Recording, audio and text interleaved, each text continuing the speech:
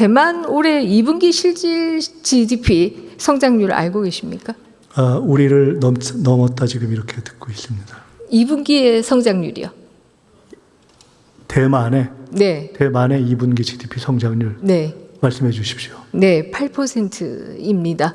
우리하고는 굉장히 격차가 커졌다 이렇게 얘기할 수가 있고요. 대만과 우리는 4마리의 아시아의 용이었습니다만은 4만 불 고지를 대만이 먼저 가지 않겠는가 이렇게 지금 예측들이 되고 있습니다. 대만의 경제가 이렇게 성장하는 이유는 뭐라고 생각합니까?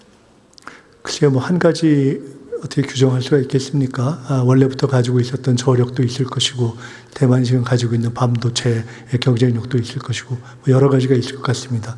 더 좋은 분석해 주신 것이 있으면 또 말씀 주시면 참고하겠습니다. 네, 좋습니다. 여러 가지 저력이 있을 것이다 이런 말씀 주셨는데요. 대만의 투기표 제도에 대해서는 아마 들어보셨을 것입니다. 우리 20대가 가장 이상적으로 생각하는 투기표 제도가 대만의 제도입니다. 당일 투표하고 현장에서 투표하자마자 개표하고 그 개표에도 누구나 관람할 수 있어서 여기에는 조작이나 음모론이 끼어들 여지가 전혀 없다. 이렇게 얘기할 수 있습니다. 이렇게 본다라고 하면 네, 혹시 이런 제도를 우리도 좀 도입해서 이 선거와 관련해서 계속해서 문제가 일어나는 걸 좀 막을 생각은 없으십니까? 답변석 단말기를 글쎄요, 지금 이미 대한민국의 투표 시스템에 대해서 음모론 이건 어떠건 이러저러한 차원에서 문제를 제기하는 것은 별 근거가 없다고 다 정리가 되어 있는 상황이기 때문에 우리가 굳이 뭐 저것을 도입할 상황은 아니지 않는가 생각을 합니다. 네, 국제적으로도 문제 제기들이 있는 것은 사실이고요.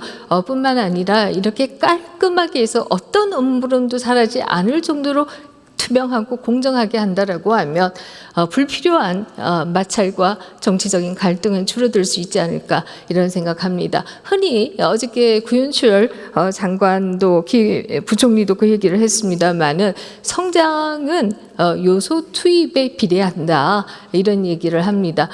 물적, 인적 요소 투입을 더 많이 할수록 성장한다 이렇게 얘기하는데요. 그거 이외에도 굉장히 중요한 게 있습니다. 사회적 신뢰가 높을수록 같은 요소 투입에도 더욱 많은 성장을 가능하게 한다 이런 얘기이고요. 우리 젊은 세대들이 대만과 같이 좀 투명하고 공정한 투개표 제도를 도입하자라고 하는 것은 우리 사회가 좀 더 성장할 수 있고 신뢰받는 사회로 가자 이 얘기다 이렇게 얘기할 수 있습니다. 어떻습니까? 동의합니까?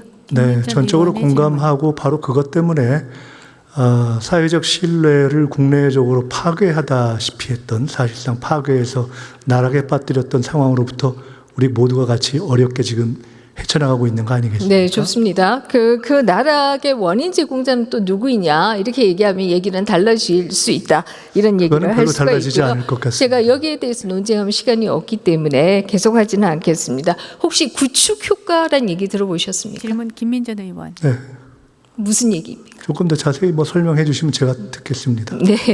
네, 사실 어저께 구현출 장관이 얘기하시는 가운데에서 요소 투입을 하면 성장하기 때문에 정부가 아주 이 예산을 적극적으로 사용할 수밖에 없다. 이제 이런 얘기를 하는데요. 일반적으로 구축 효과라고 한다면 정부가 빚을 내서 돈을 쓰면 쓸수록 기업들은 투자할 수 없고 이로 인해서 성장이 안 된다. 라고 하는 게 구축 효과다 이렇게 얘기 드릴 수가 있고요. 대만의 경우에는 국가 부채율이 29%밖에 안 된다라는 얘기도 드리겠습니다. 그렇게 보면 우리 저력에 있어서 앞으로 치고 나갈 수 있는 저력이 상당히 크다 이런 얘기도 드릴 수가 있을 겁니다. 또 다르게 얘기한다라고 하면 정부가 빚을 내서 투자한다라고 하는 것이 얼마나 큰 위험이 있을 수 있는가 하는 얘기이기도 하다 이런 얘기를 드리겠습니다. 네, 말씀 주신 그 부채 문제에 대한 걱정은 충분히 이해하고 또 공감합니다. 그러나 현재의 상황에서 저희들이 성장을 위한 투자를 해야 한다는 것도 충분히 이해하실 것이라고 생각합니다. 네, 그 성장을 위한 투자가 빚을 내서 하게 되면 이자 갚느라고 이자율은 올라가고 기업은 더 높은 이자율을 내게 되고 이로 인해서 기업이 투자를 하지 못한다라고 하는 게 구축 효과다 이런 얘기를 드리겠습니다. 자, 좋습니다. 지금 화면 보시면요. 유럽의 젊은이들 그리고 또 아시아의 젊은이들이 시위하는 장면이 나오고 있습니다. 전 세계의 젊은이들이 시위 대열에 나서고 있다 이렇게 얘기 드릴 수가 있습니다. 유럽의 젊은이들은 주로 반이민 시위를 하고 있고요.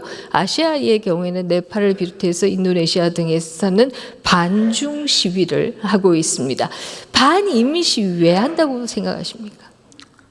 근본적으로는 세계 여러 나라에서 가지고 있는 경제적인 어려움이 여러 가지 시위의 바탕에 깔려 있다고 생각합니다. 네, 경제적 어려움이라고 하면 결국 실업률 등이 거기에 깔려 있다 이렇게 얘기할 수도 있을 텐데요. 젊은이들이 분노하는 것은 단순한 실업이 아니라 우리의 문화가 깨어진다. 우리가 만들어온 사회 시스템이 이민자들 때문에 깨어진다. 우리가 과연 이 땅의 주인으로 계속 살 수 있는가? 이에 대한 문제의식이다 이렇게 얘기도 드릴 수가 있습니다. 그런 면에서 보면 우리나라 젊은이들이 반중 시위하는데도 일맥상통하는 부분이 있다 이런 얘기를 드릴 수가 있습니다. 과연 우리가 계속해서 이 땅의 주인으로 살아갈 수 있겠는가?